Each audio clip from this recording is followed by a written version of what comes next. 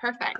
So it's my pleasure to introduce Nikki Kelly. She's the director of Girls Inc. over in Bay County, and they have a very interesting journey to share, not only through this COVID pandemic situation, but they were pretty heavily hit by Hurricane Michael as well.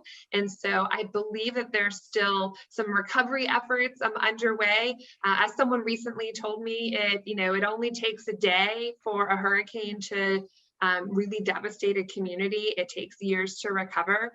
So I like to keep that in mind when learning about different programs, especially in our Panhandle neighbors. So without further ado, Nikki, the floor is yours for about 10 minutes, and then we'll open it up for questions and answers. Great. Thank you so much, Holly. I am thrilled to be here with you all. This is a great opportunity for us. As Holly said, I am the executive director for Girls Inc. of Bay County. Bay County, our affiliate is one of 79 across the US and Canada. And normally I like to say that we are one of 6 here in Florida, but I am excited to announce that we have launched a 7th affiliate in the state of Florida. The Girls Inc. of Greater Miami opened up just, I think, 2 months ago. So we are really excited to have a presence down in South Florida beyond our Sarasota affiliate. There's such a huge need for quality services in Miami. And so we're very, very proud of that one getting off the ground. A little bit about kind of Girls Inc. in general. Girls Inc. nationally has been around since the 1860s. We came to life shortly after the Civil War as Girls Clubs of America.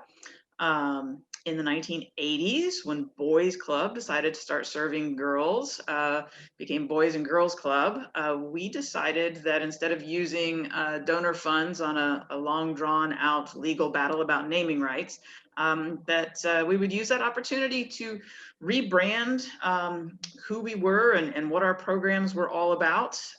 We contracted in size a bit as some of our affiliates folded in with the Boys and Girls Club, and some became standalone Girls Inc. affiliates. But it helped us to move our mission forward and adjust from our early roots of trying to help girls to become good wives and mothers. We wanted to move forward a little bit as things were changing for the better, I would like to say, for most women in our country. And we modified our mission to inspire all girls to be strong, smart, and bold. And we do that through our comprehensive after school and out of school time programming. We really try to focus on the whole girl, bringing in a lot of our national program from our National Research Center, focused on hands-on STEM education, doing a lot of work around economic literacy, around mental and physical health. We really want to make sure that our girls are kind of getting everything, because our ultimate goal is that they are going to grow up to be healthy, educated, independent young women. And that's not always easy. I mean, with all the advancements that we have made, there are still so many challenges and barriers that girls and women continue to face today. And that is where our advocacy side comes in. Both nationally and on a state and local level, we engage in a lot of advocacy work around issues that are important to girls and women, whether that is legislative stuff or whether that is issues with local school boards. We want to make sure that we are providing a voice for our girls and the young women that they will become. So, Holly mentioned Hurricane Michael. And for those of you who don't know where Bay County is, we are Panama City Beach. We're just a little bit to the west of Apalachicola, just past the Big Bend there. And Hurricane Michael came ashore right across Tyndall Air Force Base and wiped out the majority of Panama City, Mexico Beach, a good chunk of the center of Bay County and portions of Gulf and Leon County. And I mean, it was a fast moving storm, thank God, because had it lingered around, who knows what would have happened. The devastation here was tremendous. We still have schools that have not reopened. We lost more than 70% of our multifamily housing in the greater Panama City area. We lost all of our publicly funded affordable housing through the Housing Association. And so that housing impact has not only affected the families that we serve, it's created a huge impact on our local workforce. So people had to move out of the area for what we thought was going to be a temporary short period of time to find work while we repaired housing. But unfortunately, that level of affordable housing has not been a focus. The area has continued on with development plans that were in the works prior to the hurricane. And so there's a lot of construction here. There are a lot of new apartment complexes going up and a lot of new housing going up, and none of them are in the market for anybody who makes less than 50 or 60,000 a year, which has put a tremendous hit on our workforce here. And I mention that because everybody here is struggling for employees. We have been running short-staffed for 2.5 years, and it's getting worse. The pandemic has hit that even harder. We compete now with industries that we didn't used to have to compete with. Everybody has been trying to do everything they can to adjust salaries to make it more enticing for people to come to work with them. And so it's odd to compete with a McDonald's or a Target that's offering $15 or $17 an hour for folks to start working. Even some of our restaurants and bars along the beaches are paying dishwashers and bussers, $12 to $15 an hour plus tips. So it's the competition is intense for our workforce. But that housing issue is also a huge impact on our families. And so we have seen a level of PTSD that has impacted all of our students from the storm itself, from riding out being inside of a house when a Category 5 crosses over your home and rips everything out of the ground and breaks all the trees around you is terrifying. We see this every time an afternoon storm flares up. Our students have got PTSD. They've got tremendous losses that they're dealing with, losses of friends, family, homes. So there's a lot going on there. And, one of the ways that we have addressed that, I should probably mention the pandemic. So the pandemic has played a little into that. I honestly think that having gone through the hurricane made us a little more resilient to the pandemic. Everybody here was kind of used to toilet paper shortages and searching for food. And, we just kind of rolled with whatever was happening. I think it had a less of an impact on our students, and I'm grateful for that. It certainly has been a chaotic year, don't get me wrong. But we've been able to be there for them and have our doors open and provide in-person programming, both immediately after the storm, because we had one facility that wasn't damaged. We lost one facility, but we were able to manage out of our facility in Panama City Beach after the storm. And through the pandemic, we've been open for in-person programming since June. There were several of us that, saw the critical need for kids to not only have a normal life, but their parents to be able to get back to work. And so we found the best possible, safest ways to do that. We're very proud of our safety protocols because we've had very low transmission rates. But I wanted to touch quickly on the PTSD impact and just the overall sense of helplessness that our community has been dealing with. Right after the storm, one of our middle schools, Everett Middle School, was so heavily damaged that it was slated not to reopen, and all those students were placed on a high school campus, a campus that was never designed to house 6th through 12th grade, with an administration who had not a clue what to do with middle school kids. We were able to bring some of our in-person programming to them and provide our Mind Plus Body programming during one of their critical thinking periods to help those students to really work on how to manage their anxiety. We did a lot of deep breathing. We did a lot of yoga, a lot of meditation. We helped them to figure out how to put words to their emotions so that they weren't just having these explosive outbursts in the middle of class, and really is kind of helping them to settle in. And then the pandemic happened, and that's where our impact really came, is that schools closed, so we couldn't do our in-school programming. We were left with just our center-based programming. And it took us until this January to be able to get back into the classes working with kids during the school day around some of these types of programs that are really good for helping them to manage their mental health and their stress and to just kind of get through life.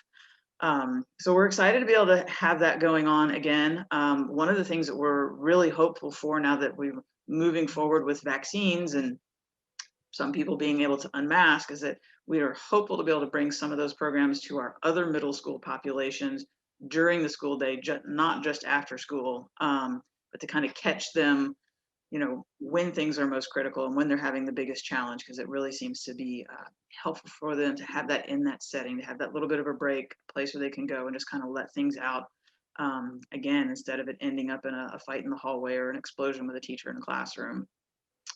So we've got a lot going on. It's hard to condense it all down into 10 minutes. I'm happy to field any questions. Sorry, I almost forgot. You know, we don't just use our programming. We just wrapped up the coolest 13 weeks of Camp Noah, which is a Lutheran Social Services of Minneapolis program that is designed to build resiliency skills in kids of all ages. And we had reached out to them initially after the hurricane, but it actually worked really well during the pandemic because the kids thought they were creating these backpacks, literal backpacks that had like blankets and, you know, first aid kits and flashlights in them. But then we added some emotional tools to their backpack.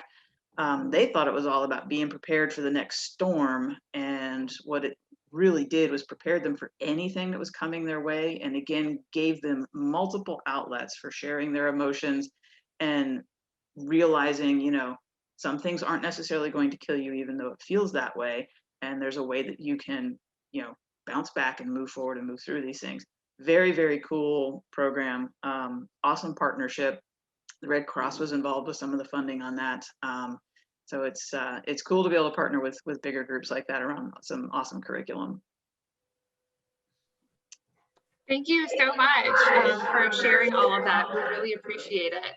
I think there's some feedback on someone's line. I'm not sure if it's mine or not, but I wanted to ask to kind of kickstart some questions that our folks might have for you. And that is, in thinking about everything that you've been through and your ability to partner with other organizations, if you, like in thinking about the Florida After School Network and that you're, you know, one provider that I know that you're connected to your national, but being connected to the state network, what's one thing that you've either gotten out of kind of being involved with the network, or one thing that you'd really like to see us work towards?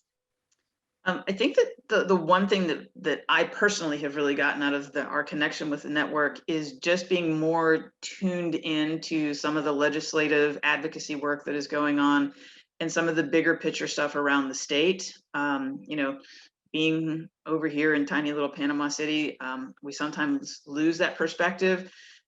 This is something that me and the executives of our other affiliates in Florida talk about regularly, that, you know, we don't have a statewide alliance like our friends at Boys and Girls Club do, or the WISE. And so we don't have a singular point of contact that is really tied into what's happening on the state level. We try to share that, and sometimes we miss a lot. And being tied into the network has really helped me to kind of stay on top of things and to share things out with our other affiliates. Great, thanks. Folks that are on the call with us, do you have comments or questions for Nikki? Yeah, I wanted to, hi, this is Andrew Leon. I'm with the Children's Services Council in Broward. Thank you for your presentation, Nikki. I was wondering, related to the work that you do around PTSD and mental and behavioral well-being, are you familiar with the Center for Mind-Body Medicine? I am, actually, yes. Excellent. All right, very good. Now, we contract with them after Marjorie Stoneman Douglas. They came down in partnership with the School Board of Broward County and funding from the Children's Services Council, and the teaching healers to heal, yes, sort of on a concentric way. It has really taken off here in Broward, and part of the commitment that we made with our funding was that they would teach others to teach mental and behavioral well-being, and that would not charge for those services. Oh, wow. beyond. So I'm glad to know that you're familiar with them, and because that connection of the mind and the body through yoga, through breathing, through different exercises that are evidence-based Yes. and non-pharmaceutical, as it were, have really been have made an impact here in Broward. It makes a huge impact, a lasting one, unlike the pharmaceutical side. Hi, Nikki. This is Lonnie Lingo. How are you? I'm very good. How are you? It's been a long time. I thank you for your presentation. I'm sitting here listening to you, and I keep shaking my head up and down. It's like, yes, yes, we can relate to that. The Boys and Girls Club of Bay County, of 4 standalone units, we lost one, totally lost one, damaged about 2. And then the Tyndall Air Force Base, we totally lost that one as well, along with a lot of displacement with the families and whatnot. It was a very tough time, and not to mention the COVID as well. And just like you were saying, it just took one day to wipe everything out. That took so many years to build, and I really want to thank you for sharing that. We try so hard to try to keep the kids at the Boys and Girls Clubs or anywhere else, a school district. It's like, a safe haven. And you were saying about the PTSD is, every time they hear the train track going by the club, it's like, oh my God, what do we do? And it's just so hardening.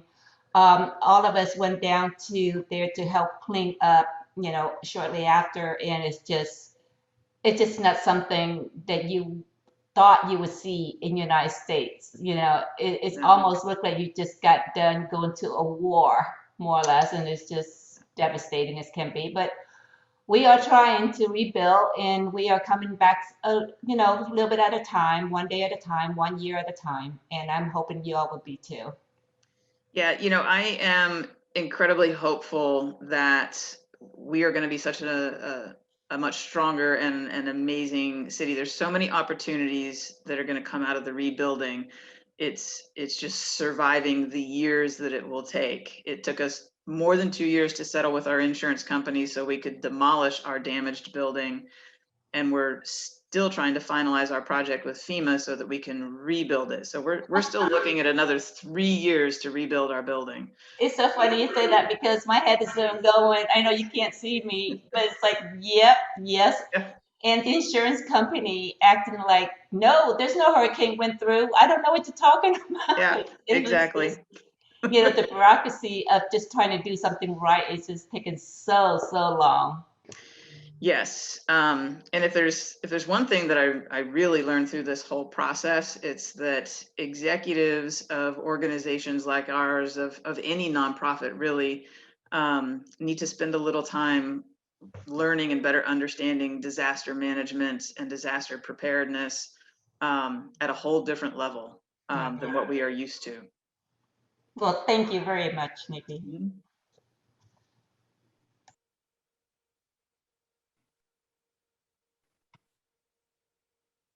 Any other comments or questions?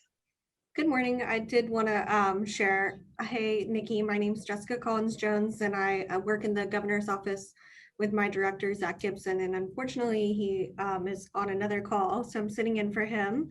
But I did want to share some information that he shared with me, and I can put his email in the chat as well so that you can get in touch with him. But he talked about education and training on the state's prevention framework. And so it might be something that y'all could utilize.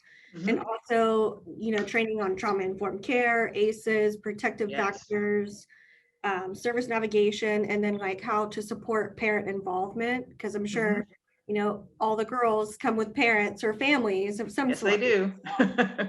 That might be something that you're interested in. So I can share his email with you too, so that he can get you connected to the right person, because unfortunately, next Friday, I'm going on maternity leave. So. Oh, wow. Congratulations. Thank you. I'm quite ready.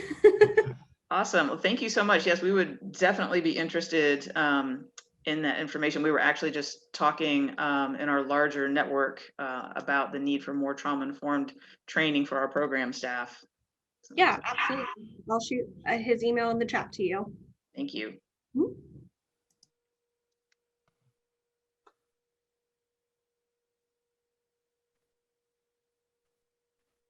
Great. Thank you so much. Wait, did I hear someone else jumping in? Sorry, I didn't mean to cut you off. No.